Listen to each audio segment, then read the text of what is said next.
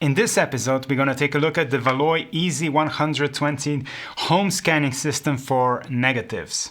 But first, why should you even care? Chances are you have boxes such as this one, or maybe folders like this, full of negatives laying around somewhere in your house. Maybe from your parents, maybe from your younger photographic years. In any case, there's lots of them.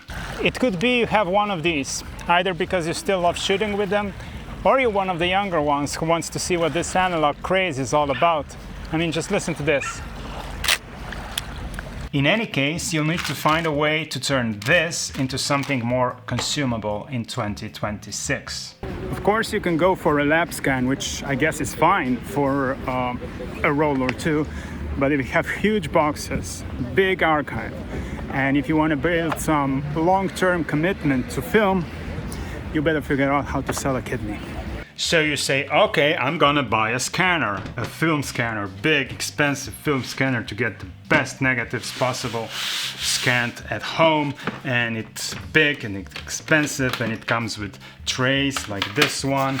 I could curse hours about this thing, but the problems are mainly in three categories. Firstly, it takes a lot of time to load these holders.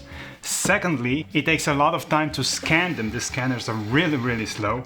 And thirdly, even after you go to all this trouble, it is very difficult to get sharp, accurate results. Even after adjusting all of these sliders and every possible option in the software, it's still a matter of gamble whether or not you're gonna get sharp, satisfying results. Very rarely, almost never, and it's a headache to use this one. So I said, screw you, I'll build something myself. So I find this old black and white enlarger. I bought a light table and I attached my digital camera onto it and start reproducing negatives. The problem is it's very difficult to get accurate results with this one. Everything has to be leveled and you can see everything shakes, so it's very difficult to operate. It worked for a while, I got some results, but again, it's a nightmare to use, especially if you have a huge quantity such as this one. You can then imagine how happy I was when I found online the VALOI system and how much happier I was when it actually arrived to my house. I can't wait to tell you all about it.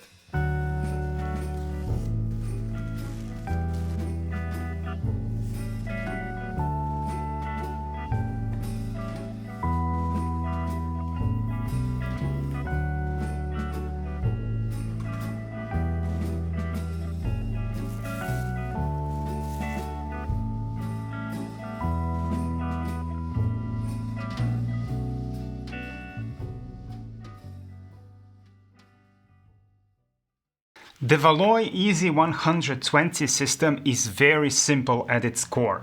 At the base you have this light source, the light table where the negative goes, you have this cylinder to keep the proper distance, and you have your camera. And that's basically it. The cylinder can be longer or shorter depending on what kind of format of film you're scanning. But at the core it's very simple, very basic. You can use this system either horizontally, like so, or you can use it vertically, like I like to do. In this case, your hands will rest at the bottom, so you have full control of the film going in and out, and you use your camera to scan the negative. For better quality of work, you have attachments to the system. Before the film enters the scanning process, you can clean it with this duster, which has really nice fine hair to clean up the dust. And on the other end, you can attach the advancer. It's a rubber wheel that will catch the film as it goes out and make easier transition from frame to frame. To scan different film formats, you simply change this film holder cassette. So this one is for 35mm film, this is 6x6 or 6x4.5. So you just switch and put another one in and you're done. You can of course reattach the duster and the distancer and you just continue scanning.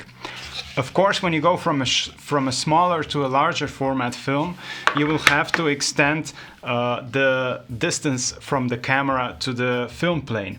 To do that, you will get additional rings, additional cylinders, which you can use to fine-tune your distance from the film to the camera.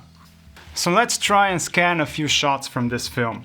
So I just insert it through the duster. The film slides through the holder slowly, and then what I do is I try to grab it on the other end with the advancer.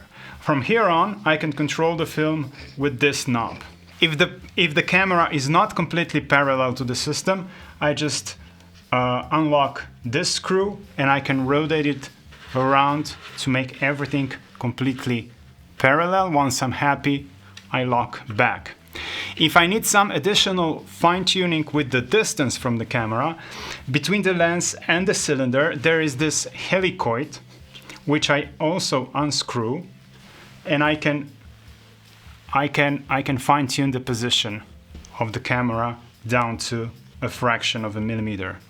Once I'm happy, I focus. The best thing is to focus manually, and I'm done.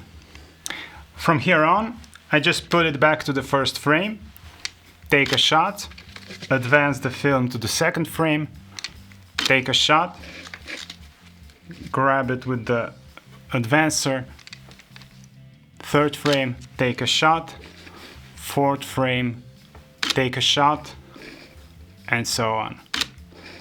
And the final one, and I'm done. It's that easy, that fast. That was 7 frames in a matter of seconds. It's almost like taking photos outside. Really, really fast, really effective. And now I can move on to the next. So now let's go to Lightroom for a quick session just to check out the results of our scans. So we're in Lightroom. I prepared a couple of examples to see what you can expect once you upload these files on your computer. So this is an example of a 35mm negative film. This is a 6x6 medium format film. This is another example from a slide film. And this is black and white already converted. So let's try and convert a couple of files to check out the quality of our scans. We'll begin with 35mm. To make our lives easier, this time we will not do manual conversion. I will save that for another dedicated episode, so make sure you stick around. We'll just use very simple method using Negative Lab Pro, which I at the end of the day think it's actually the best. So to use Negative Lab Pro, we first neutralize the white balance. For that, we click on the orange base like so. Then we have to crop inside the image. And we press, I think it's Control N on a Mac to get the Negative Lab Pro window. We convert. And basically, we're done with this one. Once we zoom in, we can see very, very clear scan. We can see the grain, sharp, image, sharp, everything is super nice. It's a very nice negative, very nice conversion. Even the white balance of the snow, everything just works. I have another example here. This is one time I tried to push negative film over 100,000 ISO. It was an interesting experiment, and you can see if you zoom in, the grain is absolutely bizarre, but you know, it's a cool experiment to try. And we can try another one. This is 6x6 format. Again, we just neutralize the white balance, we crop into a square format inside the image.